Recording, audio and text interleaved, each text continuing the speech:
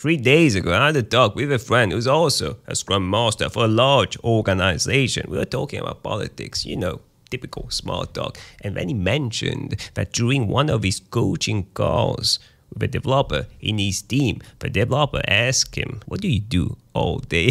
And the worst part is that this person has been working with a Scrum Master for more than 6 months. Today, we're going to answer a question I get a lot. What does the typical day of a Scrum Master look like? What does a Scrum Master do all day? Do we need a Scrum Master? I love this role. I love this role so much because it's unique. The Scrum Master role is so unique that every single day it changes. You have different challenges, different things to do, different ways to help the team on a daily basis. It changes. That's why it's so enjoyable. So what does Scrum Master do all day? Well, it depends. First, it depends on the team maturity. I will be making a video very soon on the different Agile maturity levels, on exactly how to assess your team's Agile maturity level. If there's no videos popping up on the screen right now in this corner, it means that I haven't done the video yet and I just look stupid showing nothing.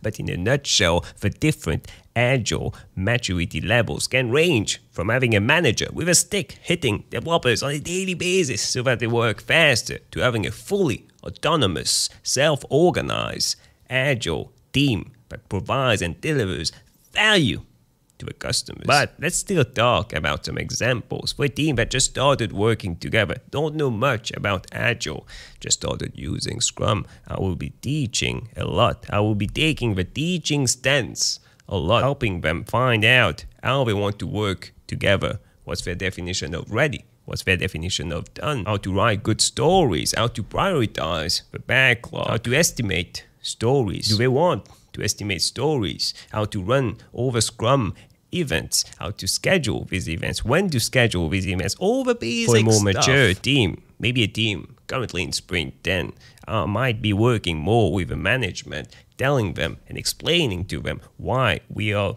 delivering so slowly, why we are using this method, why we are using Agile, why we are using Scrum, why we are doing things a certain way. What does that mean in terms of providing value to the customer? For an even more mature team, maybe a team very close to being self-organized, fully autonomous team, I will still be working with them, pushing them on a daily basis to leave the Agile principles and the Scrum principles even better. There's always things to improve in a team so that we can deliver things faster, simpler, and valuable, extremely valuable to the customers. I usually tell Scrum Masters to ask a simple question on a daily basis to frame their actions for the day. How can I help the team provide value faster? How can I help the team today to make the delivery process simpler? Maybe developers in the team are having a hard time coding. They are having a hard time coding because they are dependent on servers that are constantly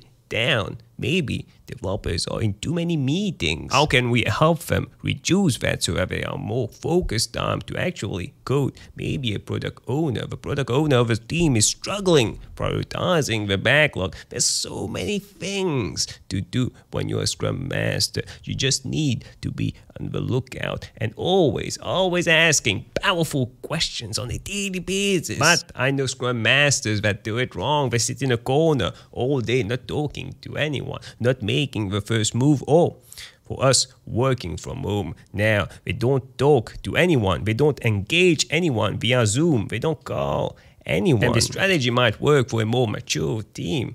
But what about the new team? What about the new team that don't even know what Agile is or what Scrum is? What about the new team that might not even know that they are struggling with something, that might not even know that something can be optimized, that their work can be optimized, that they can be optimized? Obviously, people who are participating in this new way of working might not know how things should be or how to improve, and that's why a Scrum Master needs to always be on the lookout what can be improved right now, and ask yourself this question on a daily basis: how can I make the team deliver value faster, and how can I make the delivery process even simpler. You can take this even further if your team is using the Scrum framework, which is based on the empirical process, which revolves around the idea that we can find out the truth through experiments with concrete and observable results. And in order to make good observations, 3 things need to be present: transparency, inspection, and adaptation. These 3 things are the 3 pillars of a Scrum framework. And with these 3 things in mind, you can ask the team on a daily basis, are they struggling with empirical process control? Are we failing to adapt anywhere?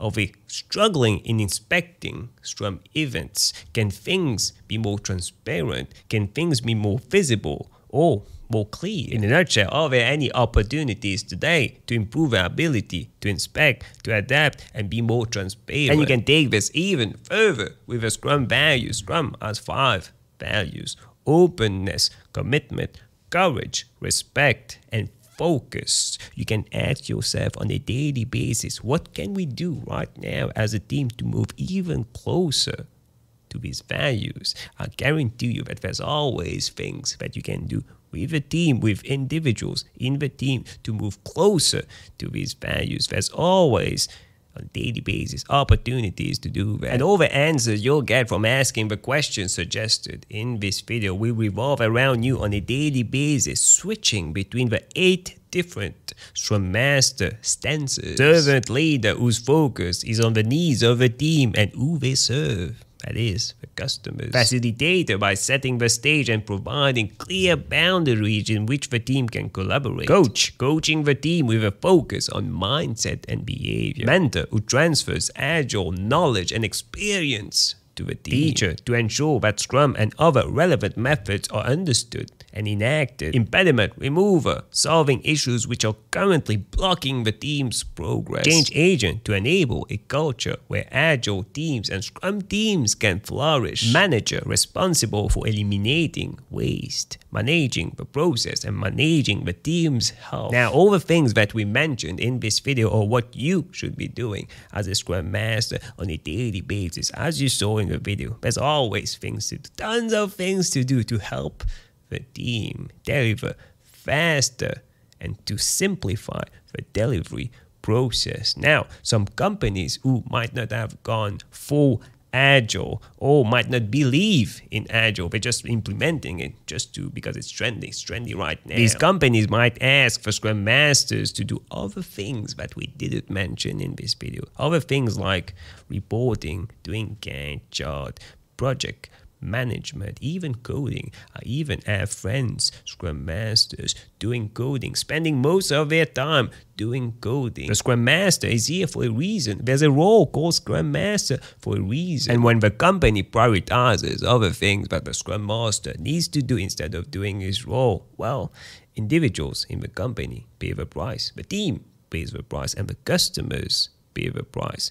This role is here for a reason, and let the Scrum Master do what he's supposed to do. There's plenty of work, don't worry about this. On a side note, if ever your company hired a junior staff to do the Scrum Master role, there's a high chance that this person is only doing secretary work or being the Jira administrator, because this person can't do anything else, doesn't even know what the Scrum Master needs to do. Please show this video to that person, or leave a comment, send me a message, and we'll try to fix the situation for you together.